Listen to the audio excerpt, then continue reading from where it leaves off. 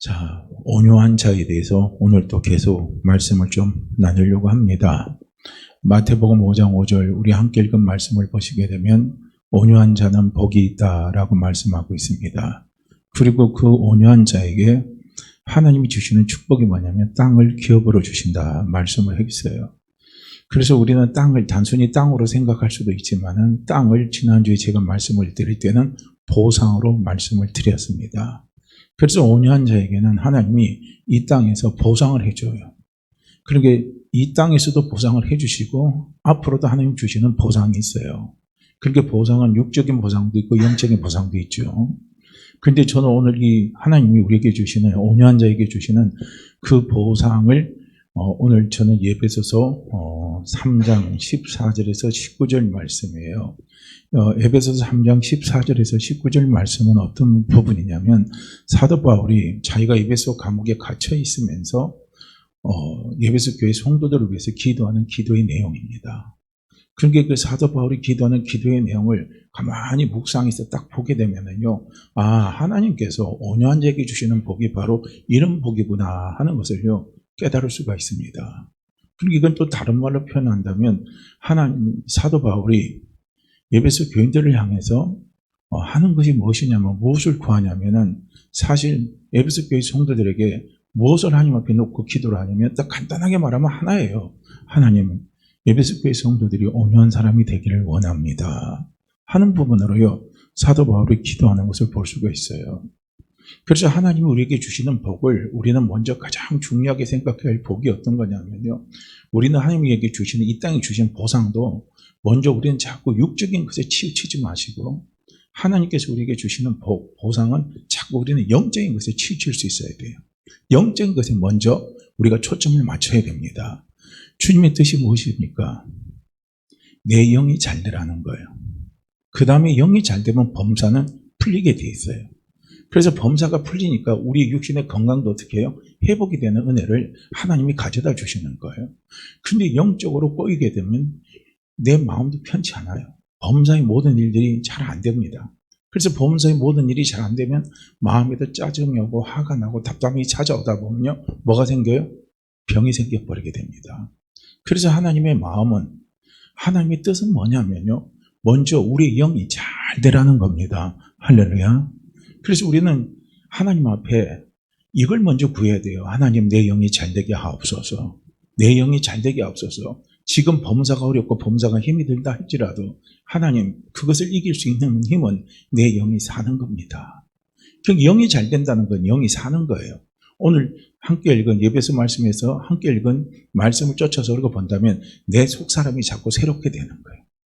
내 속사람. 그래서 사도 바울은 사람을 둘로 나눠서 평가를 하는 거예요. 겉사람이 있고 속사람이 있어요.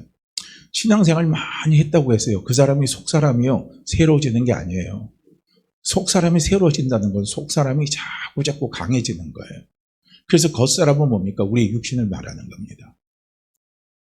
인간의 타락한 육신을 이야기해요. 내 육신의 욕망을 이야기합니다.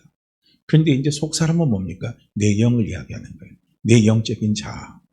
이 자아가 바로 속사람을 이야기하는 겁니다. 그런데 우리는 대부분 이제 기도를 하다 보면은 우리가 이 땅에 살다 보니까 이 땅하고 우리는 연관지어 살아갑니다. 그건 어쩔 수 없는 우리의 환경이고 우리의 조건입니다. 그러다 보니까 너무 이 땅의 것만 집착하다 보면요, 우리는 자꾸 겉사람에만 치중을 하는 거예요. 그래서 교회에서 겉사람이 자꾸 살게 되면 어떤 현상들이 생기냐면요, 기도가 죽어요. 말씀이 죽어요. 사랑이 식어집니다. 은혜가 떨어집니다. 이런 현상들이 생겨버리는 거예요. 그래서 사도 바울은 고린도 교회 성도들을 향해서 뭐라고 하냐면, 고린도 교회 성도들은요 은사가 많이 나타났어요. 영적인 은사가 참 많이 나타났습니다. 그래서 우리가 은사를 찾으려면 고린도 전서 들어가면 은사가 쫙 나오잖아요. 은사가 참 많이 받았어요.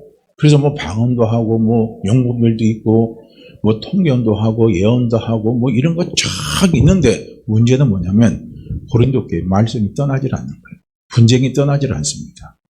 그래서 사도 바울이 고린도 교회 성도들을 향해서 하는 소리가 어떤 소리냐? 너희들은 어린아이다 이거예요. 어린아이라는 겁니다. 우리는요 착각하면 안 돼요. 우리가 영적으로 성숙됐느냐 성숙하지 않느냐의 어떤 차이를요 자꾸 어떤 은사적인 부분들이 많이 나타나고 해서 야, 저 사람 믿음의 은사가 강하다. 야, 저 사람은 예언의 은사가 강하다. 야, 저 사람은 방언의 은사가 많이 나타난다. 야, 저 사람은 뭐예요? 통경의 은사가 있고, 저 사람은 막 연구별이 가장 막 뛰어나다. 막 병고천 역사가 강하게 일어난다고 해서요. 그 사람의 믿음이 성숙한 사람이 아니라는 거예요. 영적으로 성숙하지 않아요. 그래서 사도 바울은 항상 강조하는 것이 뭐냐면 고린도전서 13장에서 사랑을 이야기하는 겁니다. 사랑이 없는 믿음, 사랑이 없는 헌신, 사랑이 없는 희생, 사랑이 없는 방언입니다. 이런 모든 것들은 사도 바울이 결론을 딱 내린 게 뭐냐? 아무 쓸모짝이 없다는 거예요. 아무 쓸모가 없다는 거예요. 그건 뭡니까? 그 고린도 교회가 그런 거예요. 고린도 교회가 그런 겁니다. 믿음이 있다는데 그 안에 보니까 사랑이 빠진 거예요. 희생은 한다고 하는데 사랑이 빠지는 거예요. 그러니까 우리 예수 믿는 우리 가운데 가장 중요한 것이 뭐냐면요. 그리스도의 사랑이 빠진 믿음은 의미가 없어요. 그리스도의 사랑이 빠진 있잖아요. 희생은 의미가 없어요.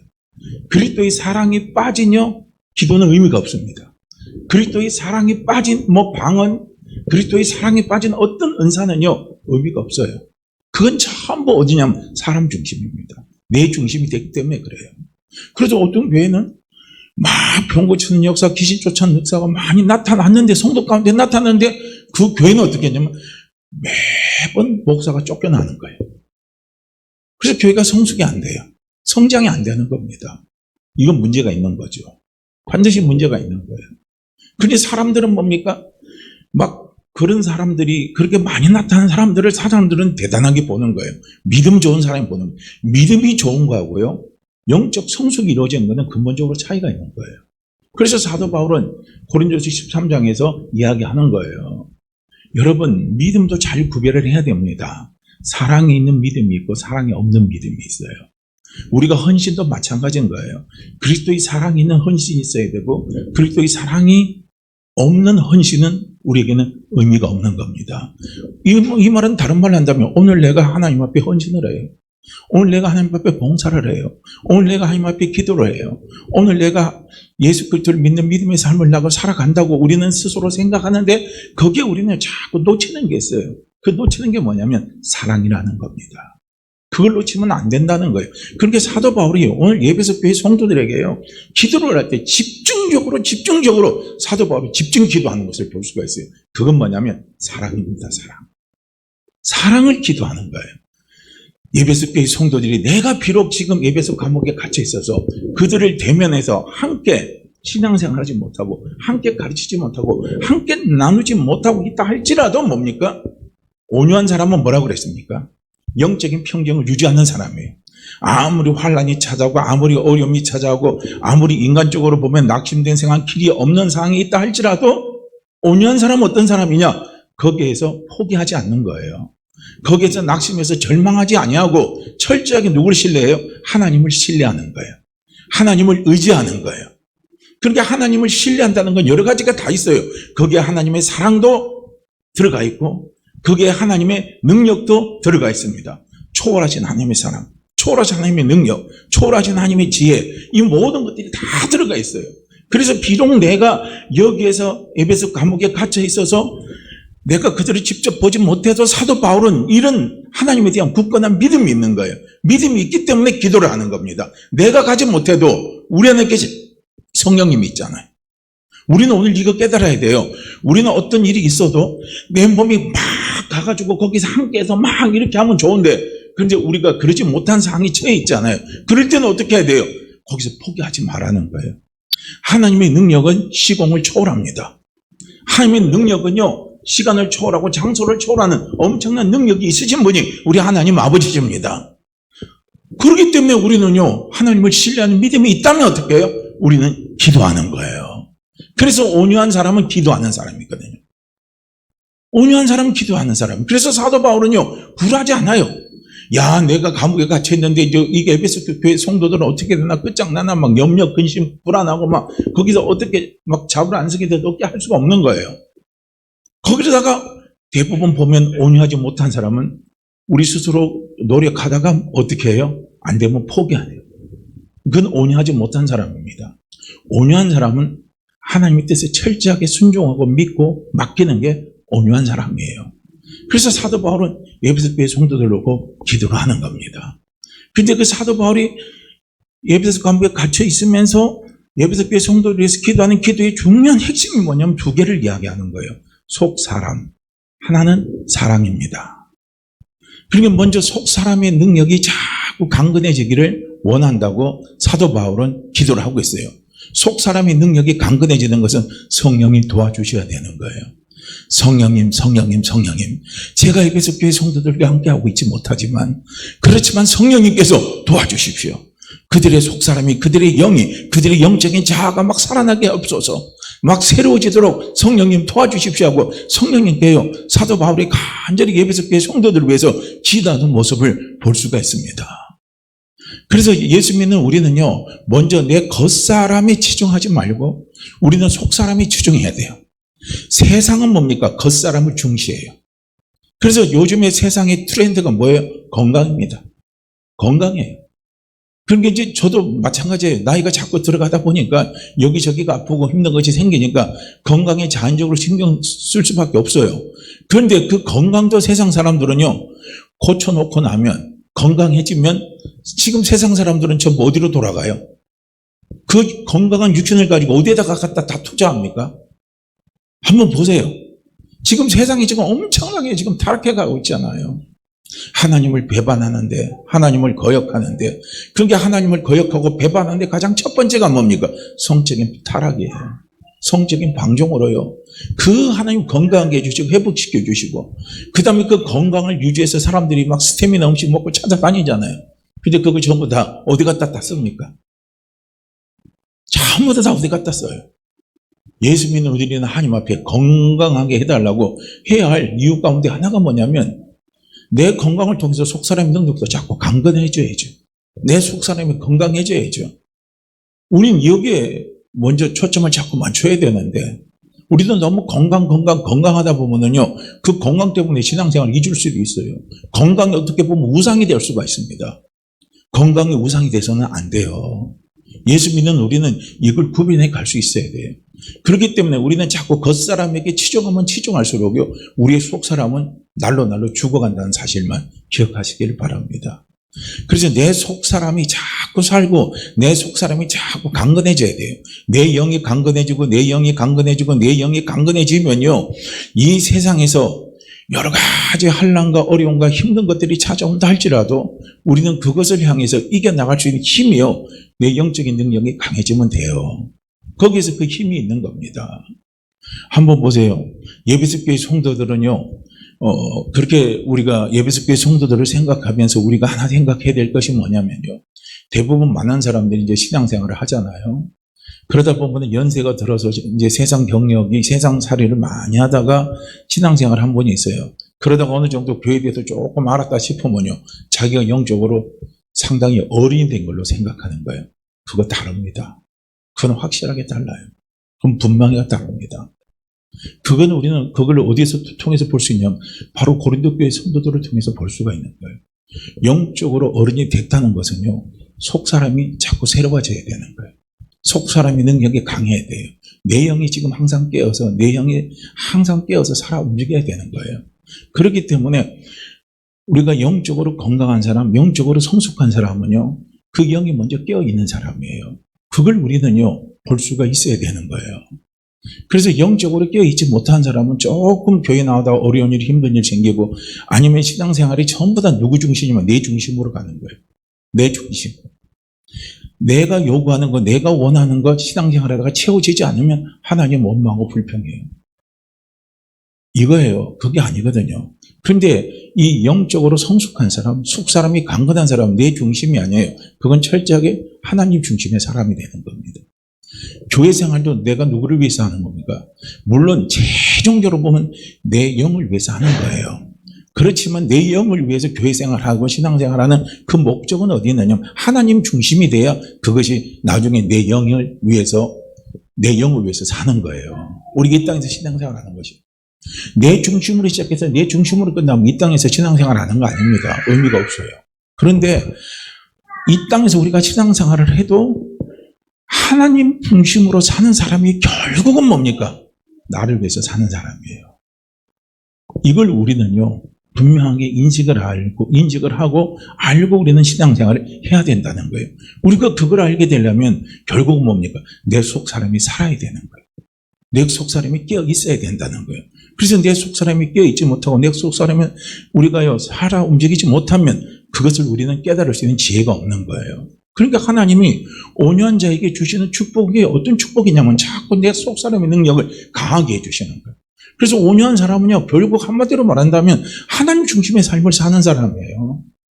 하나님 앞에 맡기고 사는 삶, 하나님을 신뢰하는 삶. 하나님을 신뢰하는데 그 신뢰의 핵심이 뭐냐면 하나님의 사랑을 신뢰하는 거예요. 신뢰하면서 그 안에 뿌리를 내리면서 그 안에 터가 굳어지면서 하나님의 사랑에 충만하신 그 은혜 가운데 이끌려서 사는 사람이, 그 사람이 어떤 사람이냐면 그 사람이 바로 온유한 사람이라는 거예요. 그래서 우리가 받은 복이요, 이 땅에 있는 복은요, 잠깐 있다가 없어지는 것들 아니에요. 우리가 가령 물질적으로 어려웠다가 물질이 채워줬어요. 그런데 그 물질이 항상 우리 주머니에 남아 있습니까? 늘 머물러 있는 거 아니잖아요. 하나님 채워주셨다가도 우리가 실수하다 보면 한순간에 날아가는 거고, 나는 실수하지 않아도 내 자식이 그냥 그 돈 막 필요해서 가져도 엉뚱한 사람이 다 갖다 쓸 수도 있는 것이요. 다 세상에 돌아가는 원리입니다. 잠깐 있다가 사라지고 잠깐 있다가 또 생겨지는 것들이 세상적인 원리예요. 우리는 그런 것을 복으로 생각하지 마시라는 겁니다. 복이라는 것은 영원한 겁니다. 복이라는 것은 변치 않는 거예요. 그래서 영원하고 변치 않고 변치 않는 것, 그것이 뭐냐면요, 그것이 하나님의 사랑입니다. 그래서 우리가 속 사람이 자꾸 강건해질수록요, 우리는 무엇을 알 수 있냐면 하나님의 사랑을 아는 거예요. 하나님의 사랑을 알아요. 아버지의 사랑을 아는 겁니다. 그래서 사도 바울이 기도하는 거예요. 우리가 온유한 사람이 되려면 첫 번째는 기도로 들어가야 돼요. 내가 지금 힘들고 어려운 일이 있을 때 낙심하지 않고 주를 바라보고 그나마 내 믿음의 끈을 놓지 않고 기도하고 달려나가는 사람, 그 사람은요, 온유한 사람입니다. 그래서 기도의 간문은, 온유의 간문은 기도예요. 그리고 우리가 자꾸 기도하다 보면은요, 성령이 살아서 역사하십니다. 그래서 성령이 살아서 역사하시다 보면은요, 성령이 먼저, 우리가 기도할 때 성령이 살아 역사하셔요. 그래서 성령이 살아 역사했을 때 성령이 먼저 무엇을 터치해 주시냐면 내 마음을 터치하시면서 그 다음에 단계로 올라가는 것이 뭐냐면요, 내 영을 터치해 주십니다. 내 영이 살아 움직이게 하는 거예요. 내 영이 자꾸 주를 알게 만드는 거예요. 내 영이 자꾸 주를 바라보게 만드는 거예요. 근데 주를 알게 하는 은혜 가운데 가장 큰 은혜가 뭐냐면 주의 사랑을 알게 해주시는 겁니다. 이게요, 하나님 주시는 놀라운 축복이에요. 놀라운 축복입니다. 제가 지난주에 어느 분하고 잠깐 이야기를 나눴는데, 애통하는 자는 복이 있나니 할 때 그 애통은 죄에 대한 애통이고, 그 죄는 뭡니까? 죄 본질에 대한 애통을 할 수 있어야 된다고 했잖아요. 근데 거기서 이제 두 부부가 이야기를 해요. 봐라, 당신이 애통하는 건 뭐 갖고 애통하냐고. 사업 안 되니까 그거 보고 막 애통하면서 기도하지 않았냐고. 우리가 애통하는 그 본질을 좀 바로 찾아서 해야 된다니까. 그 옆에 있는 남편이 뭐란 줄 알아요? 아니야, 당신은 그걸 잘 모르고 있는 거야. 하나님이 애통해서 내가 지금 사업 갖고 애통하다가 내가 하나님 앞에 받은 은혜가 뭔 줄 알아? 내 자신이 하나님을 신뢰하지 못한다는 거야. 내 자신이 하나님의 약속을 신뢰하지 못한다는 거야. 신뢰하지 못하고 그걸 제대로 붙잡지 못하는 내 자신을 바라보니까 그게 너무나 힘들고 그게 너무나 슬프고 그게 너무나 괴롭더라는 거예요. 당신은 지금 그걸 제대로 모르고 있더라고. 그렇게 이야기하는 것을 들었어요. 맞죠? 우리가 바로부터 막 애통하는데 바로 죄에 대한 본질을 갖고 바로 들어가는 건 아니거든요. 순서가 있거든요. 순서가. 단계적으로 밟아가는 순서가 있어요. 우리가 어떤 문제에 대해서 믿음의 사람들이 와서 막 애통하면서 하나님 앞에 막 자식 때문에 애통해요. 사업 때문에 애통하고 직장 문제 때문에 애통하고 병 때문에 애통해요. 막 그래서 눈물을 흘리고 막 그거 문제의 초점은 그거예요. 그러다가 그 다음에요, 쫙 들어가면요, 하나님이 본질을 보게 하시는 거예요. 성령이 본질을 보게 하는 거예요. 내가 하나님 아버지를, 예수 그리스도의 십자가의 보혈의 피를, 내가 믿는 생명의 피를 믿는 믿음이 있다면, 지금 내가 믿음이 있다면 이거 갖고 고민할 일이 아니고 이거 갖고 내가 염려할 일도 아닌데, 문제는 뭐냐? 내 속에 그리스도의 사랑입니다. 십자가의 사랑이에요. 십자가의 능력입니다. 십자가의 축복을 믿지 못하는 것, 이것이 지금 문제구나. 이제 이걸 깨달으면서 이제 그걸 어떻게 해요? 믿게 해달라고 울면서 애통하면서 통곡하면서 때로는 더 들어가면 금식하면서 기도까지도 하게 되는 거죠. 이게 하나님 주시는 은혜인 거예요. 그래서 우리가 온유로 들어가는 관문이 뭐냐면 바로 기도입니다. 그래서 기도할 때 성령께서 우리의 속사람을 자꾸 살아 움직이게 해주시는 거예요. 그래서 내 속사람이 자꾸 살아서 움직이고 내 속사람이 자꾸 살아서 움직이게 되면 우리는 이제 드디어 뭘 하냐면요. 그리스도의 사랑을 알게 되는 거예요. 하나님 아버지의 사랑을 알게 되는 겁니다. 그래서 교회가 흔들리지 않는 교회, 흔들리지 않는 신앙, 흔들리지 않는 사업, 흔들리지 않는 직장생활, 이런 걸 우리가 해나가려면 자꾸 우리는 어디에다가 자꾸 털을 내려야 되고 어디에다가 자꾸 뿌리를 내려야 되냐면요. 그리스도의 사랑의 뿌리를 내려야 됩니다. 할렐루야. 그리스도의 사랑은 변함없는 사랑이에요. 정말 변함없는 사랑입니다. 보세요. 이 세상은 사랑 참 좋아합니다. 저 사람이 나를 사랑한다면 너무 좋아하죠. 기죠? 참 좋아해요. 남녀 간의 사랑도 있고 부모 자식 간의 사랑이 있고 형제 간의 사랑도 있고 다 사랑이 있습니다. 그런데 이 세상에서 사랑하는 사랑에는 다 한계가 있는 거예요. 이 세상 사랑 가운데 가장 큰 사랑을 우리는 뭐라 그럽니까? 부모 자식 간의 사랑이라고 그러잖아요. 부모는 자식을 위해서요. 모든 것을 다 내줄 수 있고 헌신할 수 있다고 그렇게 이야기하잖아요. 그렇지만은 어떻게 돼요? 그 부모의 사랑에도 한계가 있는 겁니다. 한계가 있어요. 부모의 사랑에도 때로는요. 변함이 있을 수 있어요. 자식이 너무 힘들고 어렵게 하면요. 사랑이 흔들릴 때가 있어요. 그죠? 또 부모의 사랑도 아무런 보상을 바라지 않는다고 하지만은요. 때로는 뭐예요? 내가 나이가 들고 힘이 들고 어려울 때 자식이 잘 될 때, 그럴 때 아니면 내가 지금 힘들더라도 내 자식이 잘 되는 것을 바라보면서 달려가는 것도 하나의 희망이요. 하나의 즐거움이 될 수 있지만요. 거기에도 가만히 보게 되면 보상의 심리가 있을 수 있습니다. 나는 이렇게 쎄 빠지게 고생하면서 내 자녀들이 잘 되기를 원하면서 달려갔는데 실제로 자녀들이 내가 원하는 형태만큼 되지 않았을 때 거기에서 오는 절망감이 있잖아요. 거기서 찾아온 좌절감이 있습니다. 그럼 그것 때문에 내 마음에 뭐가 생겨요? 욕구 불만이 생기고 때로는 짜증도 들하고 힘듦도 찾아와요. 내가 이 세상에 있게 고생하며 살아가는 의미가 뭔가 그런 것이 찾아올 때는요. 거기는 뭐가 들어가 있어요? 보상 심리가 들어가 있는 거예요. 그런데 그 보상 심리가 결국은 나를 무너뜨리게 하는 거죠. 이처럼 세상의 사랑에는요. 한계가 있어요. 그래서 우리는 자녀가 부모에 대한 사랑을 알고 그 뿌리를 내리는 것도 중요합니다. 결코 나쁜 거 아니에요. 자녀는 부모의 사랑을 먹고 크잖아요. 그건 사실입니다. 그런데 그것보다 더 중요한 것은 뭐냐면 예수 그리스도의 사랑입니다. 할렐루야. 그 사랑에 사도 바울은 뭘 이야기하냐면 속사람의 능력이 강건해지고 합니다. 그래서 우리가 속사람의 능력이 자꾸 강건해지고 새로워지면은 우리는 거기서 뭘 하냐면요. 그리스도의 사랑을 아는 거예요. 항상 우리는 성경에서 안다라는 말을 할 때는요. 이걸 미리 인지를 하시길 바랍니다. 성경에서 항상 알아라, 안다 이렇게 말을 했을 때는 그냥 지식적인 알미 아니에요. 이건 지식적인 알미 아니라 체험적인 겁니다. 체험적인 알을 이야기하는 거예요. 그래서 신앙이라는 것은요. 지식으로 이해 못해요. 신앙이라는 것은 지식으로요. 이해를 시킬 수 없는 것이 신앙의 영역입니다. 그래서 그것을 잘 모르는 사람들은요. 저 사람이 교회 오래되니까 다닌 지 오래되니까 교회 가서 세뇌됐다는 거예요. 이 교회 미친 것들 보면은 일주일에 3번, 4번씩 가고 막 죄송해요. 막 이제 안 좋은 말로 표현하면 막 지랄하니까 저것들이 세뇌가 돼갖고 저렇다고 그러는 거예요. 아니 제가 경험해봤는데도 그래. 세뇌 차라리 되고 싶으면 세뇌 됐으면 좋겠어요. 그런데 이 신앙이라는 것은 세뇌 갖고 안 되더라고요. 절대 세뇌 갖고 안 가야 돼요. 제가 경험해보니까 그래요.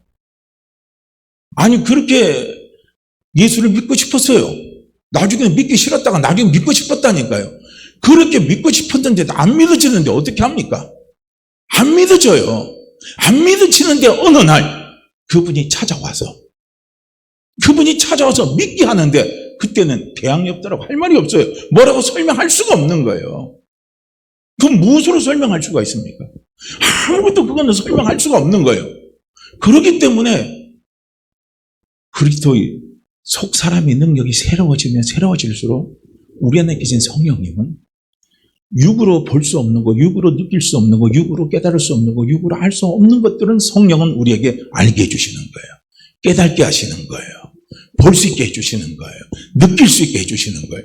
그래서 우리가 기도할 때 성령이 살아 역사하시니까 우리의 영이 살아서 내가 그토록 보고 싶고, 내가 그토록 믿고 싶고, 내가 그토록 알고 싶고, 내가 그토록 의지하고 싶고, 내가 그토록 만나고 싶고, 내가 그토록 알고 싶은 그분을 알게 하시고, 그분을 만나게 하시고, 그분의 사랑을 느끼게 하시고, 그분의 사랑을 체험하게 하시는 그 은혜를 누가 갖다 주시느냐? 성령이 주시는 거예요. 그래서 속 사람의 능력이 자꾸 우리가 새로워지면 하나님의 사랑을 알게 돼요. 그래서 사도 바울이 속 사람의 능력이 강건하게 해달라고 그래요. 성령으로 말미암아 속 사람의 능력이 강건하게 해주시옵소서. 강건하게 해주시옵소서. 그렇게 기도를 하는 거예요. 제가 왜 오늘 이 본문을 찾았냐면은 저도 이제 저녁에 나와서 이제 기도해요. 그리고 또 때로는 새벽에 집에 있을 때 새벽에 하나님 깨우시면 이제 기도를 하는데 우리 성도님들이 기도를 한 번 이제 이름을 불러가면서 기도를 하는데 제가 기도 제목 받은 게 없잖아요. 죄송하지만 이름은 부르면서 기도하는데 뭘 위해서 기도해야 되나? 때로는 막 이제 이게 답답할 때가 있더라고요. 그래서 하나님 영이 살게 해주세요. 믿음이 살게 해주세요. 그렇게 기도하다가도 어떨 때는 꽉 막혀요. 꽉 막혀요. 그러면 뭘 갖고 기도하지? 그런 거면 나중에는 그냥 하나님 잘 되게 해주세요. 살려주세요. 회복되게 해주세요. 하나님 사업에 먼저 열어주세요. 그렇게 기도를 합니다. 그러다가도 답답해요. 진짜 뭔가를 놓고 기도를 해야 되는데 그래서 이제 성경을 찾아서 다시 쭉 읽다 보니까 예배소서로 들어왔어요. 예배소 들어보니까 야 사도 바울이 예배소 성도들을 위해서 기도하는 게 두 번 기도가 나와요. 예배소 1장에도 나오고 예배소 이제 3장에 나오는데 그 저는 이제 3장을 갖고 기도를 하는 거예요. 야 사도 바울이 이걸 놓고 기도를 했구나. 야 정말 이게 진짜구나 하는 걸 이제 제가 다시 한번 이제 상기를 시키는 거예요. 회개하는 겁니다. 그러면서 저도 기도할 때 이렇게 다시 기도주를 잡아서 교회를 위해서 성도를 위해서 이 기도를 해야 되겠구나 하는 것들이 들어오는 거예요. 그렇죠. 속 사람이 살아야 됩니다. 우리의 영이 살아야 되는 거예요. 우리의 영이 살아야 할 가장 중요한 이유는 뭐냐면요. 하나님의 사랑은 육으로 알 수가 없어요. 그리스도의 사랑은 육으로 알 수가 없습니다. 오직 속 사람이 살아야 그리스도의 사랑을 알 수가 있는 거예요. 그거 알 수 있는 겁니다. 야, 그래서 사도 바울이 이렇게 기도를 했구나 하는 것을 깨닫게 되는 거예요. 그래서 속 사람의 능력이 막 새로워지면은요, 겉사람하고는 달라요. 속 사람은 자기 유익을 위해서 달려가질 않아요. 그리스도의 유익을 위해서 사는 겁니다. 그런 대표적인 사람을 우리가 하나 찾는다면 에스더 같은 사람이잖아요. 에스더 한번 보세요. 소수민족이지만 또 에스더는요 왕으로 있었잖아요. 그런데 이스라엘이 유대인들이 멸족당하는 그 위기에 처해 있을 때 그렇게 결단하는 건 쉽지가 않습니다. 왕이 허락하지 않으면 왕 앞에 나가다가는 죽어요. 그런데 에스더는 자기 민족을 위해서 결단을 하는 거예요. 결단하는 건 모르드게입니다. 에스더의 영적인 멘토는 모르드게입니다. 그래서 모르드게가 하나님이 내가 기도하다 보니까 하나님이 너를 이 나라의 왕비로 택하신 것은 바로 이때를 위해서 택했다 이거예요. 너는 이때를 위해서 하나님이 세운 사람이다. 이게요, 겉사람이 살아있는 사람이 이거 못 받아들여요. 아니 내가 이 어려운 시기에 내가 지금 왕인데 내가 왕의 허락도 받지 않고 나가면 내가 죽는데 그 일을 나보라 하십니까? 다른 사람 시키세요. 내가 왜 죽을 일을 합니까? 내가 왜 죽을 구덩이에 내가 왜 들어가야 하고요? 거기서 얼마든지 반대할 수 있습니다. 그러나 온유한 사람은 뭐예요? 온유한 사람은 하나님의 뜻에 맡기는 거예요. 인간적인 반항을 안 하는 거예요. 인간적으로 대항을 안 하는 거예요. 하나님의 뜻에 맡겨요. 하나님을 신뢰하면 하나님의 뜻에 맡기는 거예요. 그래서 하나님의 뜻에 맡길 때 온유한 사람의 가장 첫 번째가 뭡니까? 금식이에요. 기도입니다. 기도. 그래서 어떻게 합니까? 에스더가 그의 신녀들과 함께 3일 동안 금식을 하잖아요. 그건 뭡니까? 하나님을 신뢰하기 때문에. 아버지를 신뢰하기 때문에 금식하면서 기도하는 거예요. 그러면서 뭡니까? 아버지가 나를 죽게 하시면 죽을 것이고 아버지가 나를 살게 하시게 하시면 살 것이다. 그렇게 굳건하게 믿고 금식하고 나아가는데 하나님이 뭐예요? 왕의 마음을 싹 녹여버리잖아요. 하나님은 능력이 많으신 분입니다. 하나님은 못하시는 것이 없으신 분이에요. 내가 찾아가서 그 사람의 마음을 못 녹여도요, 하나님 아버지는 그 사람의 마음을 녹일 수가 있습니다. 내가 하는 것보다 하나님 아버지가 하시는 것이 월등히 나아요. 그분이 하시는 것에서는요, 부작용이 없는 거예요. 우리가 하면 부작용이 생기게 됩니다. 아픔을 줄 수도 있고 갈등도 올 수 있고 분열도 오게 할 수도 있어요. 그러나 하나님이 역사하시도록 맡기고 믿고 신뢰하고 달려가면 때가 되면 하나님이 그 모든 것을 깨끗하게 다 이루어 버리십니다. 이게 온유한 사람이에요. 그래서 온유한 사람은 하나님의 뜻에 따라서 하나님을 신뢰함으로 맡길 수 있는 사람이 온유한 사람인 거예요. 그래서 예수도는 결단을 하고 달려나가잖아요. 나가니까 놀라운 일이 생겨버리는 거예요. 그래서 예수도 한 사람을 통해서 이스라엘을 구원시키고 이스라엘을요 살리시는 하나님의 놀라운 일을 이루시는 것을요 우리는 분명히 성경에서 볼 수가 있습니다. 그래서 이 온유한 사람은요 속사람의 능력이 자꾸 강건해지는 거예요. 그래서 속사람의 능력이 강건해지면요 이 사람은 내 유익을 위해서 참는 것이 아니에요. 내 유익을 위해서 결단하는 것이 아니라 누구를 위해서요? 그리스도를 위해서. 예수 그리스도를 위해서 절제할 수 있고 예수 그리스도를 위해서요 결단할 수 있는 사람, 그 사람이 바로요 온유한 사람이라는 거예요. 그래서 우리는 교회에서 신앙 연륜이 중요한 게 아니에요. 그렇다고 신앙 연륜을 무시하지는 마세요. 연륜도 중요합니다. 그러나 그것보다 더 중요한 게 뭐냐면요 내가 지금 온유한 사람이 되고 있느냐가 문제인 거예요. 내가 지금 영적으로 깨어 있느냐, 내 속사람이 지금 강건해지고 있느냐, 이것이 더 중요한 문제라는 거예요. 정말 신앙생활을 우리가 오래 하면 오래 할수록 자꾸 이걸 점검해 봐야 되는 거예요. 신앙의 경륜 갖고 우리가 내세울 게 아니라 신앙의 경륜이 되면 될수록 우리가 민감한 영적인 민감성이 있어야 된다는, 그 영적인 민감성이 뭐냐면 그게 바로 내 지금 속사람이 깨어 있느냐, 내 속사람이 지금 날로 새로워지고 있느냐 이거예요. 내 겉사람은 부패했어요. 남들이 볼 때는 온유한 사람은 지난주도 말씀드렸지만 저 사람은 바보 같고 능력이 없는 사람 같고 멍청한 사람 같고 물에 물 탄 듯 술에 술 탄 듯 같이 아무것도 없는 사람처럼 느껴져요. 그게 겉사람입니다. 하나님이 쓰시기에 좋은 사람은요 겉사람이 물렁물렁한 사람이어야 돼요. 겉사람이 흐물흐물한 사람이어야 돼요. 겉사람이 그냥 하나님이 그냥 딱 지구 만들 때 떡으로 만들고 싶으면 떡으로 만들고 만두로 만들고 싶으면 만두로 만들고 싶도록 그렇게 해요. 부드러운 사람이, 그 사람이 돼야 그 사람을 하나님이 쓰실 수 있는 거예요. 근데 우리의 겉사람이 딱딱하고 완고하면 완고할수록요 하나님 법하고는 반대가 돼요. 하나님 쓰시기가 어려운 거예요. 근데 온유한 사람은요 그게 아닌 거예요. 그래서 우리가 신앙의 연륜이 자꾸 되면 된다 할 때는요 우리가 민감성을 갖고 있어야 돼요. 내 영적인 민감성을 가지라는 거예요. 그게 신앙생활 오래 한 사람의 아름다운 모습으로 나타나야 돼요. 그런데 신앙생활 오래 했는데 영적인 민감성이 하나도 없어요. 영적으로 아주 둔감합니다. 그런데 육적인 것은 엄청나게 민감한 거예요. 그건 아니거든요. 그건 우선순위가 잘못된 거예요. 그래서 영적으로 우리가 좀 민감성을 가져야 되고, 영적으로 민감성을 가진다는 것은 뭐냐? 내 속사람의 능력이 자꾸 강건해지는 겁니다. 그래서 속사람의 능력이 강건해지면 그리스도의 사랑을 자꾸 알게 되는 거예요. 그래서 사도 바울은 여러분 자꾸 여러분들의 신앙생활의 뿌리를 그리스도의 사랑에 내리십시오. 그래서 우리가 처음에 교회 나올 때는 사람 보고 나와요. 그건 사실입니다. 처음에는 나를 인도한 사람 보고 나오고요. 두 번째는 뭡니까? 교회 목사 보고 나오죠. 목사님의 설교, 또 나중에 목사님의 언행, 행동 이런 거 보고 나와요. 그런데 언제까지 그렇게는 하지 마세요. 목사의 사랑도 인간의 사랑입니다. 나를 교회를 이끌어준 사람도 인간의 사랑이에요. 그 사랑에는 다 한계가 있고 상처도 있고 아픔도 있을 수 있어요. 허물이 있어요. 그렇지만 그리스도의 사랑에는 상처가 없습니다. 그리스도의 사랑에는 허물이 없어요. 그리스도의 사랑은 온전한 사랑입니다. 그래서 내 사랑의 뿌리가 그리스도의 사랑에서 뿌리를 내릴 때요 내가 자꾸 온전한 사람으로 바뀌어가는 거예요. 인간 목사를 의지하고 달려나가면 그 목사의 흠집을 볼 때는요 내가 상처를 입어요. 온전하게 자라갔는데 자꾸 제약을 받습니다.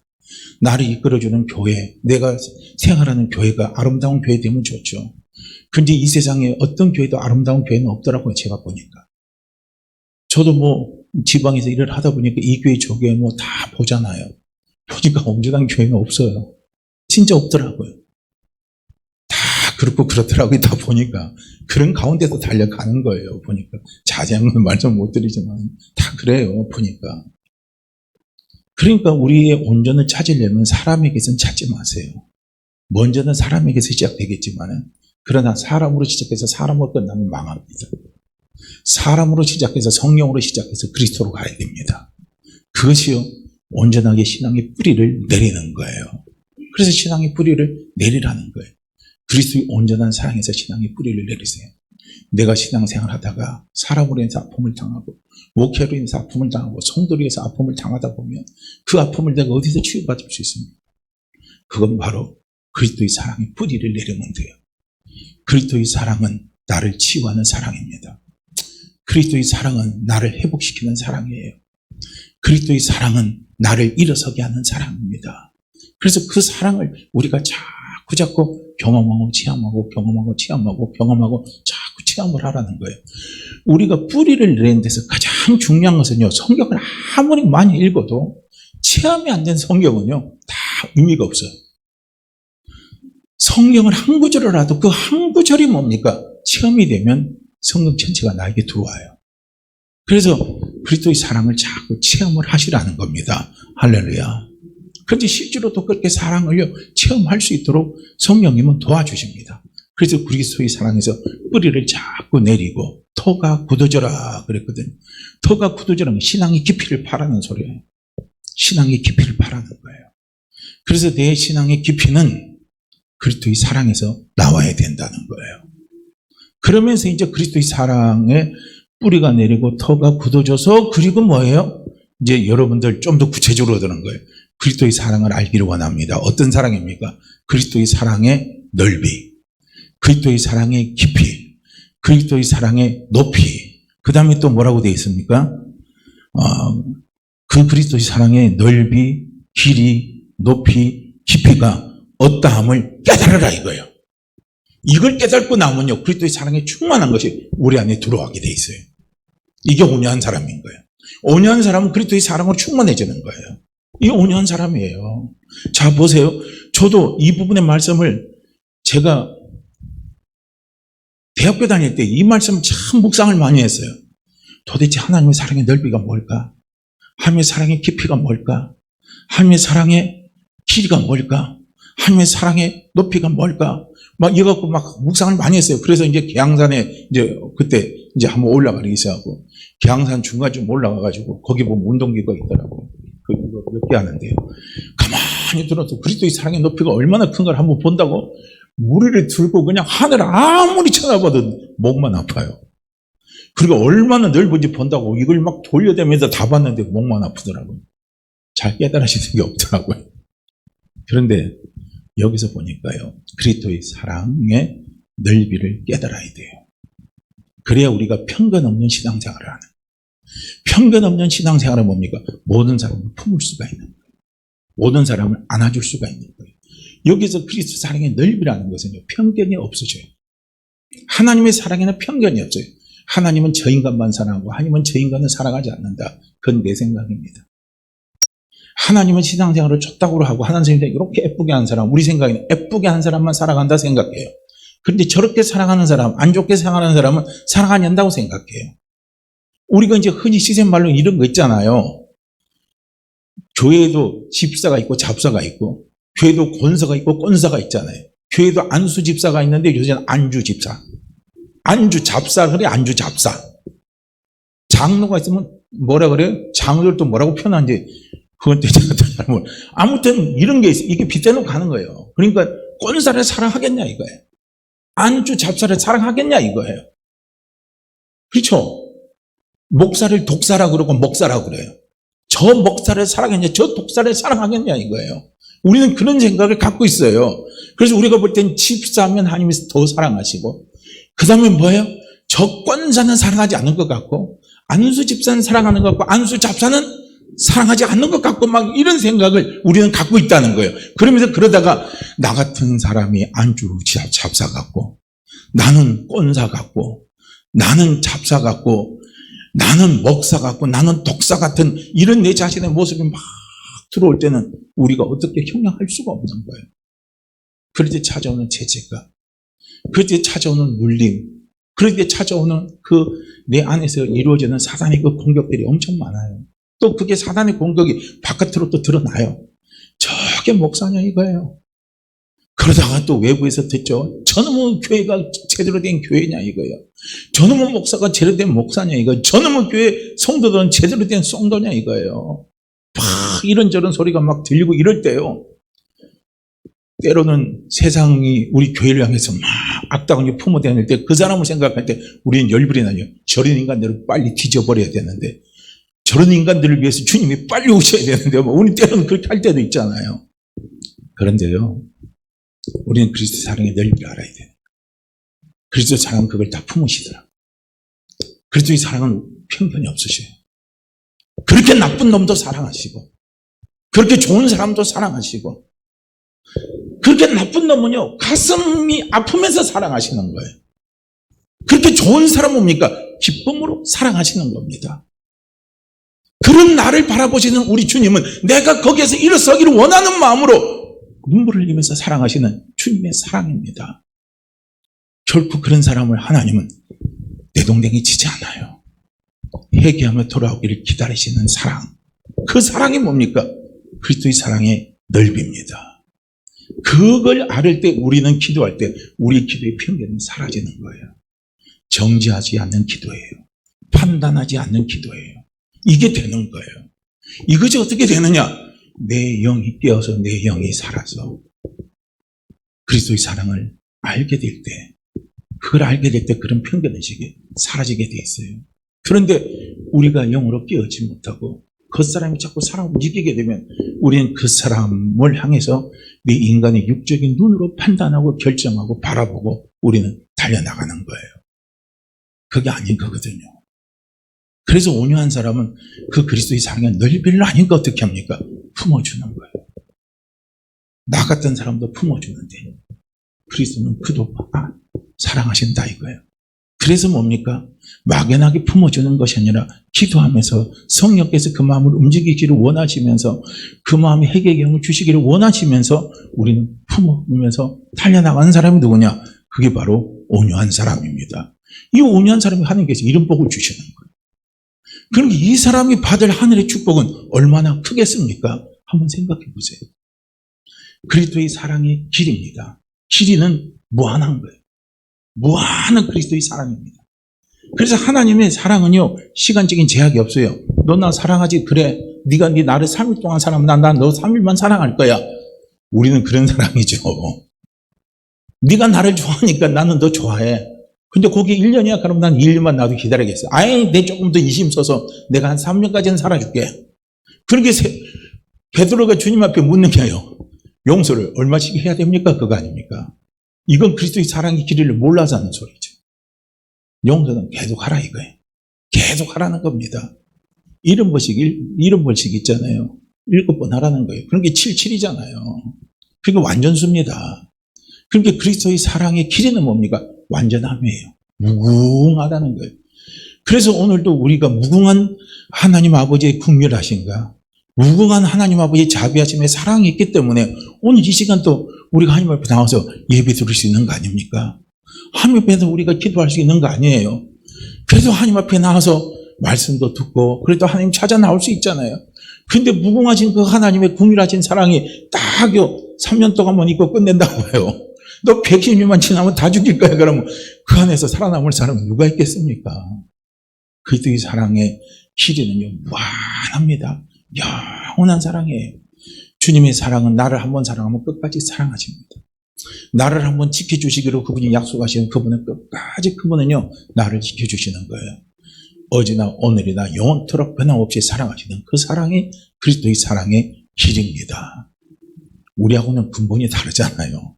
벌써 달라요. 이겁니다. 이걸 이제 누가 알게 합니까? 우리의 속사람이 강건해지면 이렇게 그리스도의 사랑에 길이를 아는 거예요. 그 사랑을 내가 알면 알수록요, 우리가 그 사람을 품을 수 있는 사랑이 커지는 거예요.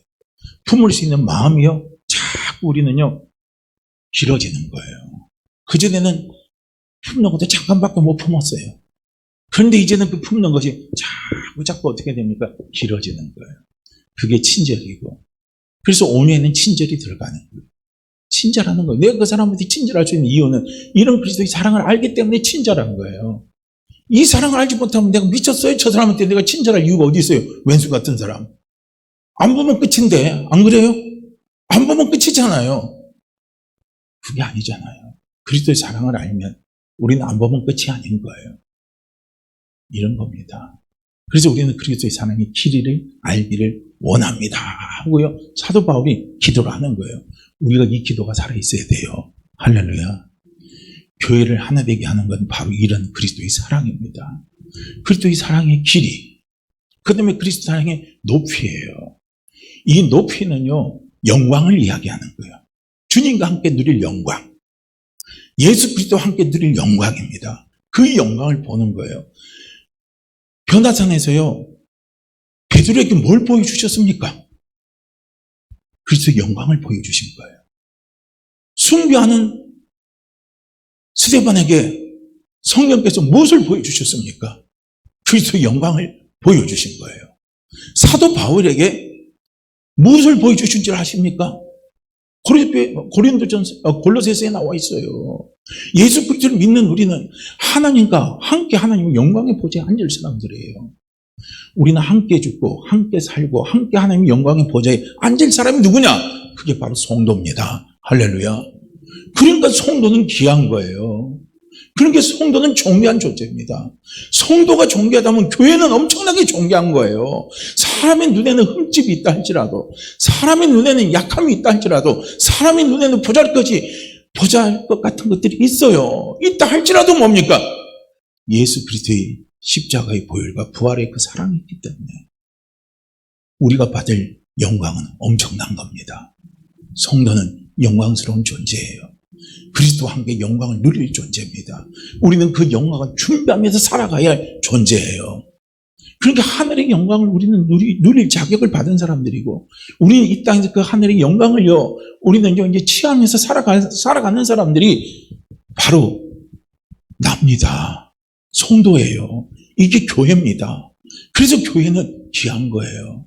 이 교회가 너무나 귀하고 교회가 존귀하기 때문에 교회를 함부로 흔들 수가 없는 거예요. 온유한 사람은 이걸 아는 거예요. 그래서 뭡니까? 온유한 사람은 교회가 살 수 있다면, 교회에 속해 있는 공동체가 살 수 있다면, 교회에 속해 있는 약한 성들이 살아날 수만 있다면, 힘 빠지고 기운 빠진 목사님이 다시 회복돼서 달려나갈 수만 있다면 내 스스로가 약해질 수 있는 거예요. 할렐루야. 무엇을 위해서 약해집니까? 교회 공동체를 위해서, 연약한 성도를 위해서, 낙심한 목회자를 위해서, 어두워가는 교회를 위해서요. 내 스스로가 약해질 수 있는 거예요. 내 스스로가 약해진다는 건 뭡니까? 내 스스로가 하나님 앞에 나를 낮춰놓고 하나님의 성령의 능력이 사람 움직이도록요, 울면서 기도하는 거죠. 매달리면서 기도하는 거예요. 이걸 알면 되는 거. 온유한 사람은 바로 그런 사람이에요.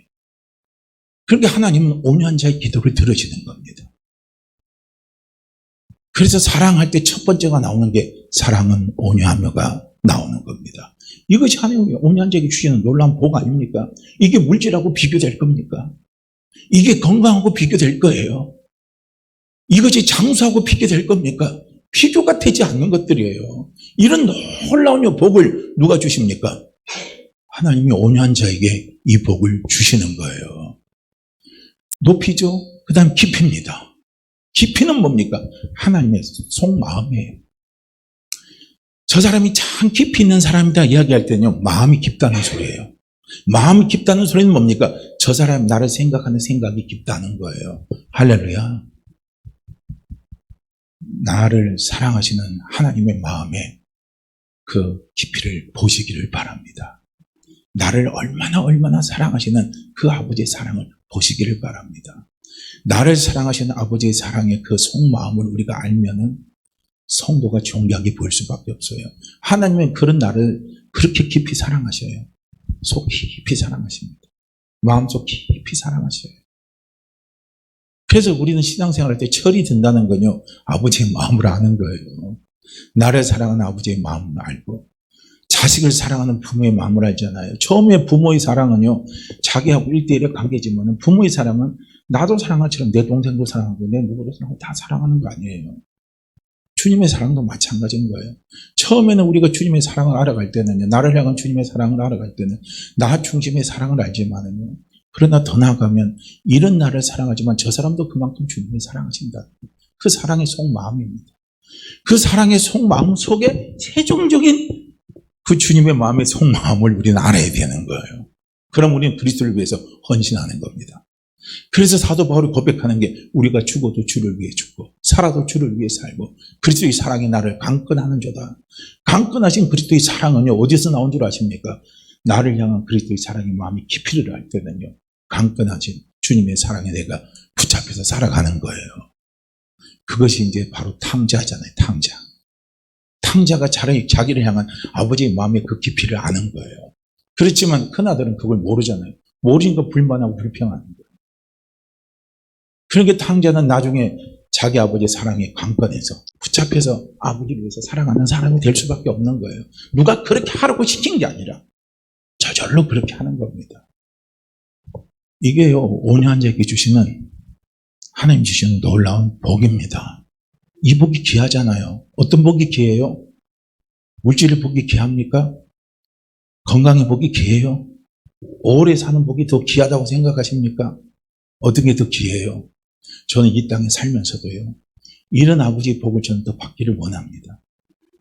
이런 복 속에서 살아가기를 원합니다. 이런 복의 은총 가운데요, 사로잡혀서 살아가기를 원합니다. 이게 영이 잘 되는 겁니다. 이 영이 잘 되다 보면요, 범사는 저절로 하나님이 풀어주십니다. 범사는 저절로 하나님이 안 되는 거 되게 하시고 막힌 거 열어주시고 없는 거 있게 하시고 하는 이런 은혜를요, 하나님이 가져다 주시는 거예요. 그렇게 우리 사랑하는 성도님들, 온유의 간모는 제가 뭐라고 그랬습니까? 기도입니다. 기도하면 우리 성령께서 우리 속 사람을 새롭게 하십니다. 내 영이 새로워지는 만큼 이런 그리스도의 사랑을 알게 되는 거예요. 넓이, 깊이, 높이, 그 다음에 뭐죠? 길입니다.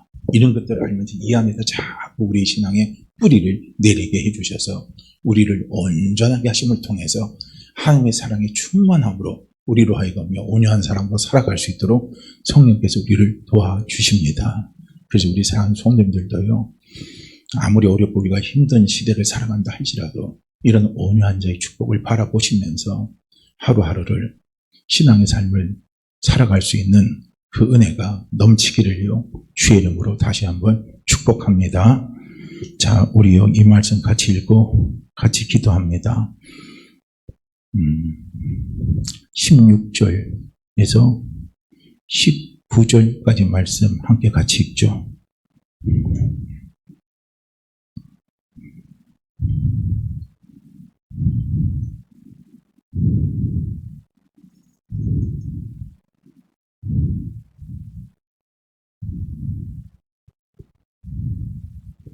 자, 16절에서 19절 말씀입니다.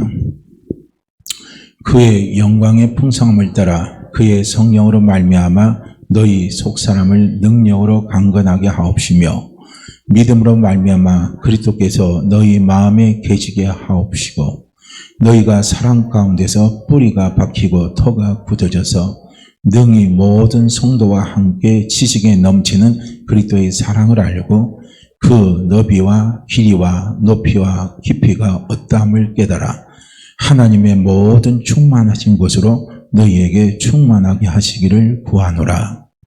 그의 영광의 풍성함을 따라 그의 성령으로 말미암아 너희 속사람을 능력으로 강건하게 하시오며 믿음으로 말미암아 그리스도께서 너희 마음에 계시게 하시옵고 너희가 사랑 가운데서 뿌리가 박히고 터가 굳어져서 능히 모든 성도와 함께 지식에 넘치는 그리스도의 사랑을 알고 그 넓이와 길이와 높이와 깊이가 어떠함을 깨달아 하나님의 모든 충만하신 것으로 너희에게 충만하게 하시기를 구하노라.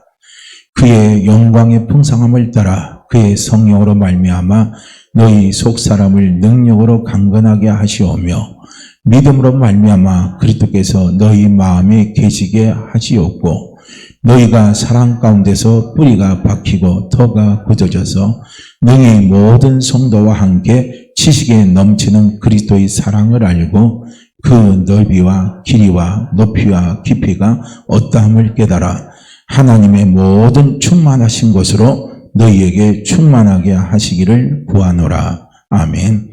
자, 우리 함께 같이 기도합니다. 같이 기도하죠. 오 할렐루야. 하나님 아버지 감사하고 감사합니다. 이 시간도 아버지 앞에 머리숙여 아버지 앞에 감사함으로 간구하고 기도합니다. 성령님 우리가 기도하게 도와주시옵소서.